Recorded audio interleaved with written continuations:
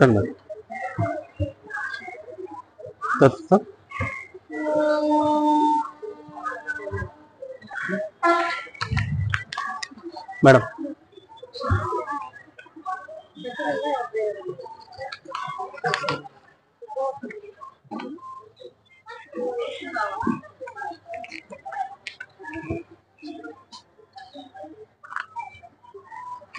Madam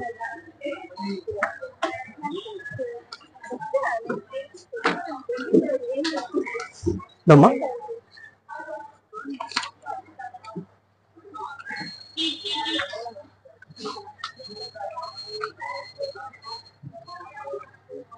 that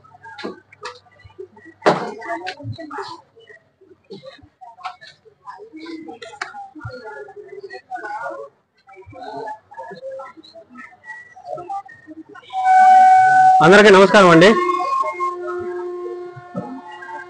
ఈ YCP ప్రభుత్వం వచ్చినప్పటి నుంచి రాష్ట్రంలో అరాచక పాలనే మొదలైంది. ప్రజా పన్నుల డబ్బుల్ని వృధా చేస్తూనే ఎంతకాలం పరిపాలన సాగుతూ వస్తుంది. ఉదాహరణకి సలహాదారుల విషయానికి వస్తే 680 కోట్ల మేర సలహాదారులకే వెచ్చించి ప్రభుత్వం సుపరిపాలన అందించకుండానే ఈరోజు గద్దె దిగే పరిస్థితి వైసీపీ ప్రభుత్వానికి ఉంది.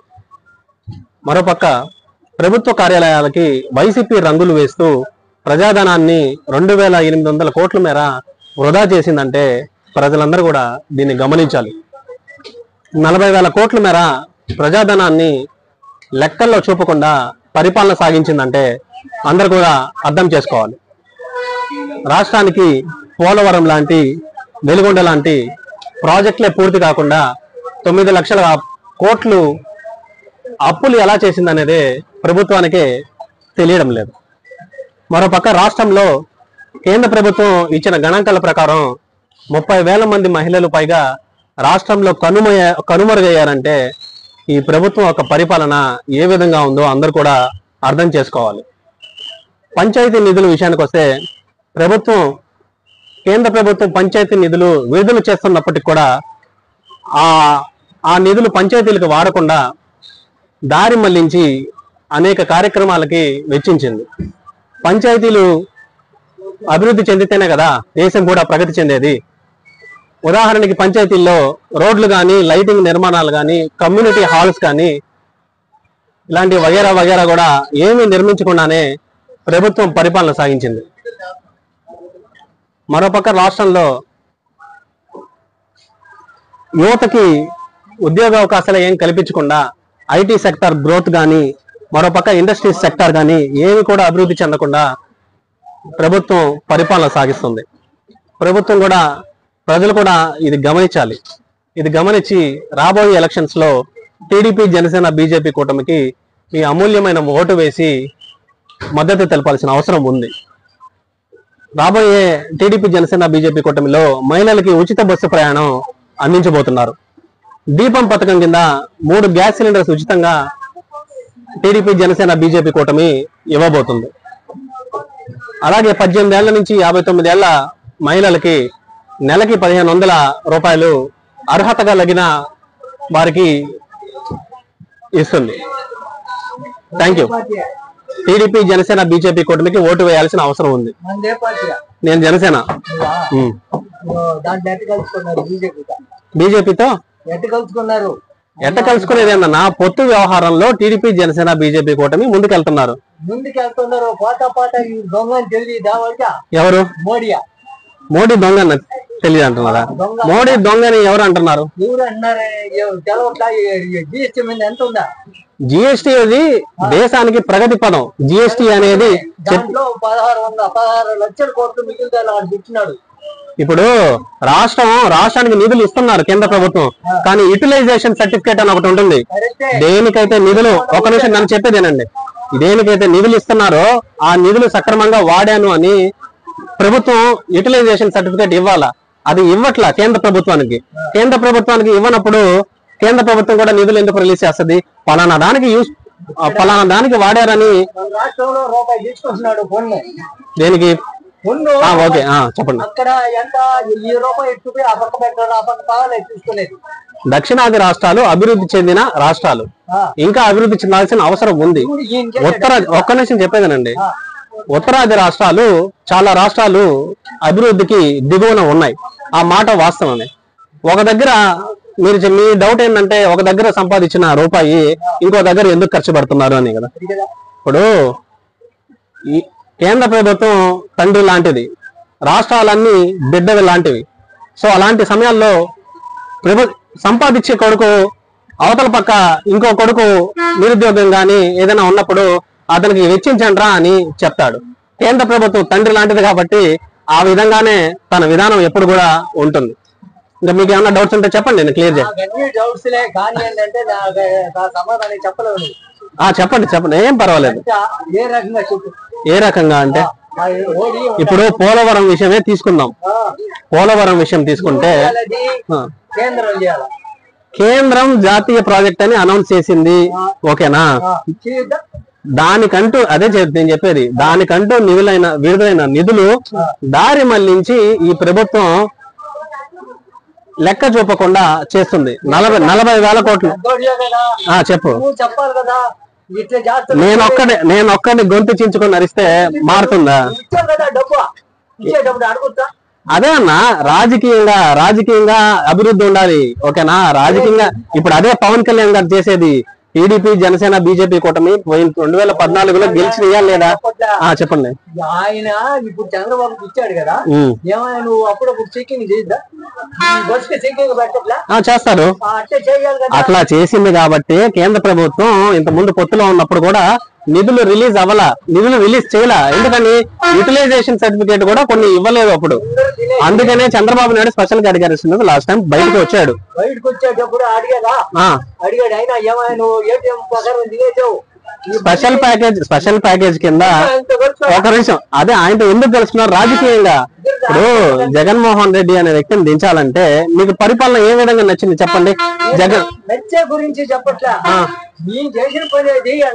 జగన్మోహన్ రెడ్డి ప్రభుత్వం మీకు ఏమనకు నచ్చింది? మీకు నచ్చలేదు కాబట్టి చెప్పేదండి, మీకు నచ్చలేదు కాబట్టి టీడీపీ, జనసేన, బీజేపీ కూటమికి ఓటు వేయాల్సిన అవసరం ఖచ్చితంగా ఉంది. అది నేను చెప్పేది. పవన్ కళ్యాణ్ నమ్ముతారా? కౌలు రైతులకి చెప్పేదండి, రాష్ట్ర వ్యాప్తంగా 3,000 కౌలు రైతులు మరణించారు. ఒక్కొక్క కుటుంబానికి ₹1,00,000 ఇచ్చాడు పవన్ కళ్యాణ్ గారు. నేను ఉన్నాను అనే భరోసా ఇవ్వగలిగారు పవన్ కళ్యాణ్ గారు. ఓకే, సరే, thank you Peddanna, thank you.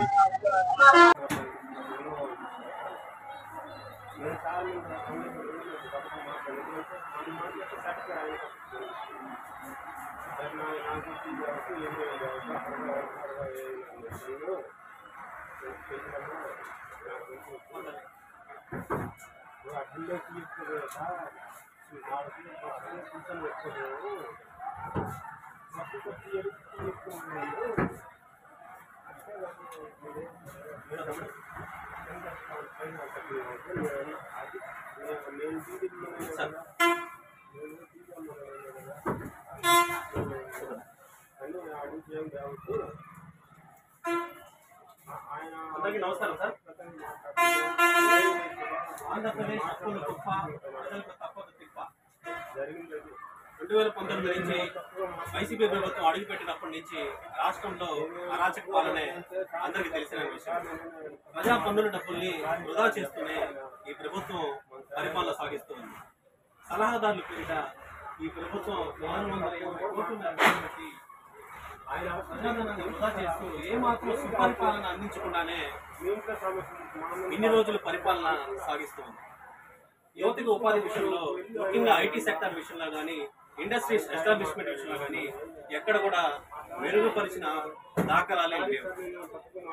Panchayat నిధుల విషయానికి వస్తే, గ్రామాల్లో పంచాయతీ నిధులు అనేది కేంద్ర ప్రభుత్వం నుంచి విడుదల అవుతున్నప్పటికీ రాష్ట్ర ప్రభుత్వం ఏ విధంగా కూడా సద్వినియోగం చేసుకోకుండా పంచాయతీ నిధులు దారి మళ్లిస్తూ ఎప్పటికప్పుడు దారి మళ్లిస్తూ పత్రం గడుపుతూ వస్తుంది. జగనన్న పాల వెలువ అని ఒక ప్రోగ్రాం ఉంది, ఒక పథకం.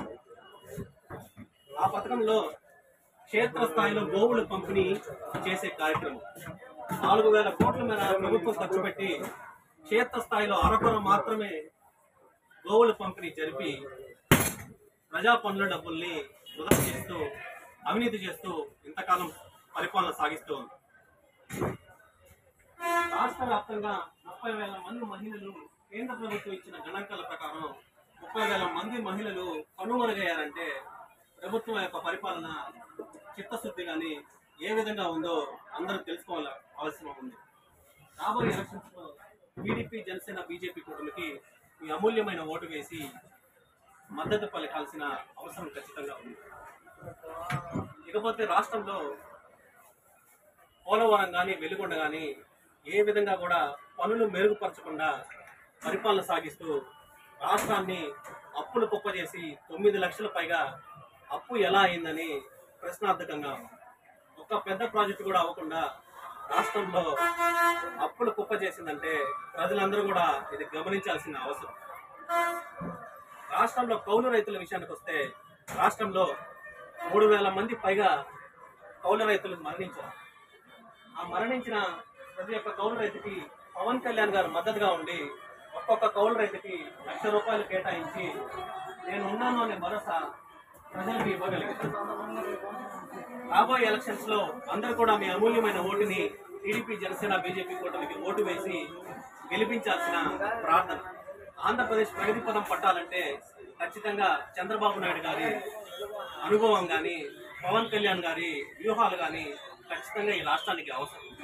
ప్రగతి బాట పట్టాలంటే మీరందరూ కూడా ఖచ్చితంగా మద్దతు పలకాల్సిన అవసరం ఉంది. Thank you. రాబోయే ఎలక్షన్స్ లో అలాగే టీడీపీ, జనసేన, బీజేపీ పక్షంలో మహిళలకి ఉచిత దీపం పథకం కింద మహిళలకి ఏటా 3 సిలిండర్లు ఉచితంగా ఇవ్వబడతాయి. Thank you sir. Thank you.